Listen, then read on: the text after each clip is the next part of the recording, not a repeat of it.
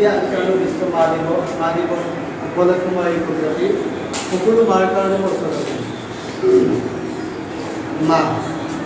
মা ঘৰকৰ এটি শব্দ য'ত আছে জীৱনৰ মাদকতা, সৃষ্টিৰ কাৰেঙত ৰঙীন আবিৰ সানি সৃষ্টিৰ শ্ৰেষ্ঠ উপহাৰ, নদন বদন পুষ্পকাননত শীতল এচাটি মা, যি মাতে কঢ়িয়াই আকাশ আৰু সপোন, জীৱনৰ অমৃত আৰু শান্তি, হৃদয়ক দগ্ধ কৰি চিৰকাল কৰিলে পক্ষপাত, আপোন চাহিদাক বন্ধকীত থৈ পলে পলে কৰি ৰাখিয়াক, হৰসময় কৰাৰ আপ্ৰাণ প্ৰয়াস, বিহাৰৰ সহস্ৰলৈ বৈ গৈছে হৃদয়ৰ মণিকোঠা, তৎসত্ত্বেও পক্ষপাতিত্ব কেৱল নথৈ সন্তানৰ হকে, কিহক নুবুজিলে শ্ৰম পৰিশ্ৰম, কষ্টৰ সাগৰ নেওচি বাৰে বাৰে ৰং চাই সন্তানৰ মুখ, এগাল মিছা কথা কৈ গৈছে বাৰে বাৰে, নাখায়ো খোৱা ৰবি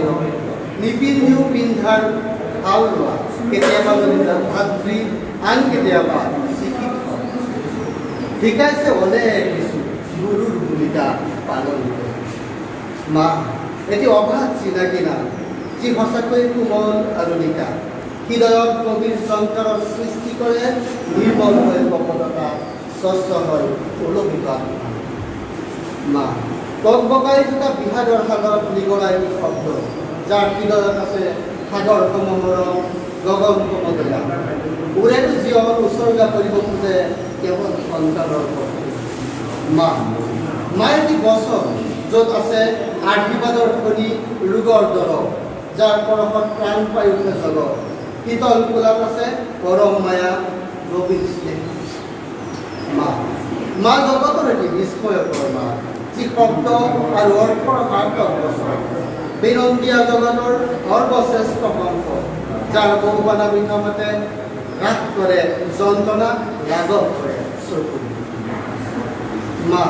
মা এটি অসাধাৰণ নাম, যি উচ্চাৰিত হয় আপোনাৰ স্বাধীন আৰু মুক্ত, প্ৰভাৱিত কৰে জীৱনৰ পাতলি কিংবা অন্তিম বেলালৈ। মা এটি বন্ধন, যি নহয় অন্ত কদাপি, সৰ্বদা কামনা কৰে বিকাশ, আশীৰ্বাদ কৰে যি থকালৈ, আনকি বৃদ্ধাশ্ৰমত থাকে। ধন্যবাদ।